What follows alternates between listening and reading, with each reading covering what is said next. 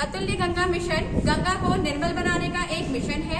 हम 19 UP girls battalion NCC Navyug कन्या महाविद्यालय लखनऊ के एनसीसी कैडेट्स इस मिशन का समर्थन करते हैं, जो 15 दिसंबर को प्रयागराज से प्रारंभ हुआ। 5100 किलोमीटर की यह पदयात्रा 8 महीने तक चलेगी। गंगा की परिक्रमा पूर्व सैन्य अफसरों की एक अनोखी पहल है। ये परिक्रमा गंगा सागर से होते हुए गोमुख तक जाएगी। 14 अगस्त 2021 को यह परिक्रमा पुनः प्रयागराज लौटकर समाप्त हो जाएगी। इस परिक्रमा के दौरान सदाबहार, पर्यावरण के लिए लाभदायक एवं दीर्घजीवी पौधे लगाए जाएंगे, जिसे मुंडमाला का नाम दिया गया है। ये पौधे उन्हीं स्थानों पर लगाए जाएंगे जहां उसे पर्याप्त पानी मिलता रहे। इन प्रयत्नों के माध्यम से गंगा को स्वच्छ एवं निर्मल बनाने का हर संभव प्रयास किया जाएगा। अतः हमारा यह दायित्व बनता है कि हम भी इस मिशन में अपना पूर्ण योगदान दें। आइए इस नाटक के माध्यम से देखते हैं कि क्या हम अपनी जिम्मेदारियों का निर्वाह ठीक तरीके से कर रहे हैं या नहीं। आइए देखते हैं पहला दृश्य। ओ भाई, कैसे हो? ठीक हो? बहुत बढ़िया, तुम बताओ। हम भी ठीक हैं। और काम हम सही चल रहा है? अरे भाई, काम तो बहुत अच्छा चल रहा है। और फैक्ट्री का काम कैसा चल रहा है? फैक्ट्री का काम तो बहुत ही अच्छा है। अच्छा, और कचरा उचड़ा तो बहुत निकलता है। अरे भाई, कचड़े की तो तुम बात ही मत करो, कचड़ा तो बहुत ही निकलता है। कहाँ डालते हो कचरा? पास में नदी है, उसी में डाल देते हैं। कौन जाएगा दूर डालने? बात तो सही है, पर नदी में डालने से नदी दूषित तो बहुत होती है। दूषित तो हो रही है, लेकिन उससे हमें क्या? हमें क्या क्या, हमें बहुत फर्क पड़ता है। हमारे आसपास के लोग और हमारा खुद का जीवन उससे बहुत प्रभावित होता है। तुम्हें इसके बारे में सोचना चाहिए। बात तो तुम्हारी सही है भाई, सोचेंगे हम इसके बारे में। हमें सोचना चाहिए, सोचना चाहिए, सोचना चाहिए। हमें क्या कहकर हुआ बुरा हाल है। यहाँ चारों तरफ बवाल ही बवाल है। आइए देखते हैं दूसरा दृश्य। अरे अरे, क्या हुआ? तुम क्यों रो रही हो? मेरी गाय मर गई है यार। अरे, बीमार थी क्या? नहीं, बीमार नहीं थी वो।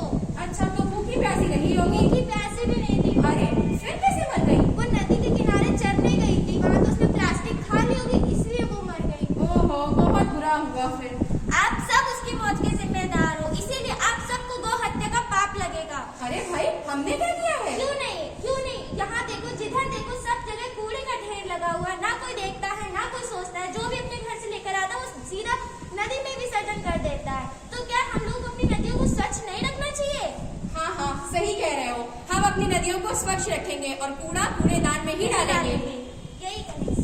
हम सभी को अपनी जिम्मेदारियों को समझना चाहिए। कूड़ा कूड़ेदान में ही डालना चाहिए। आइए देखते हैं अगला दृश्य। अरे बहन, ये बाहर कहाँ ले जा रही हो? कल पूजन थी, हवन हुआ था, उसी की पूजा का सामान है। अरे, तो फिर इसे नदी में क्यों डाल देगा? अरे, हवन सामग्री है तो नदी में ही विसर्जन करेंगे ना। और इससे नदी तो पहले हो जाएगी, उसका क्या? ये क्या बकवास है? सदियों से यही परंपरा चली आ रही है। हवन पूजन कष्ट हरने और पाप मिटाने के लिए होता है। गंगा भी तो धरती पर कष्ट मिटाने ही आई थी। लेकिन हमें यही पुरानी परंपरा को तो बदलना है। पर इसके अलावा और हम क्या कर सकते हैं? इसके अलावा हम इसका भूमि विसर्जन भी तो कर सकते हैं। अरे हाँ, ये तो मैंने सोचा ही नहीं। इसका मैं भूमि विसर्जन ही करूंगी। ये परंपरा कहकर जहर जो तुम फैला रहे हो, उसी जहर का असर दिखाने आए हैं। हम तुम्हें जगाने आए हैं। हम तुम्हें जगाने आए हैं। गंगा की बात क्या करूं? गंगा उदास है, वह जूझ रही खुद से और बदहवास है। न अब वो रूप रंग है, न ही वो मिठास है। गंगा जली है, जल नहीं गंगा के पास है। गंगा की बात क्या करूं? गंगा उदास है। इसलिए नदियां भी हमारे जीवन का एक महत्वपूर्ण हिस्सा है। यदि हम अपनी जीवनदायिनी नदियों का आदर नहीं करेंगे, उन्हें स्वच्छ तथा सुरक्षित नहीं रखेंगे, तो हमारा आने वाला कल भी सुरक्षित नहीं होगा। आइए हम सब मिलकर साथ में शपथ लेते हैं कि इस गंगा को हम अपनी माँ समझेंगे। इस गंगा में हम किसी भी प्रकार का कूड़ा करकट नहीं डालेंगे। इस गंगा में हम किसी भी प्रकार का गंदा पानी नहीं बहाएंगे। इस गंगा को हम हमेशा साफ तथा स्वच्छ रखेंगे।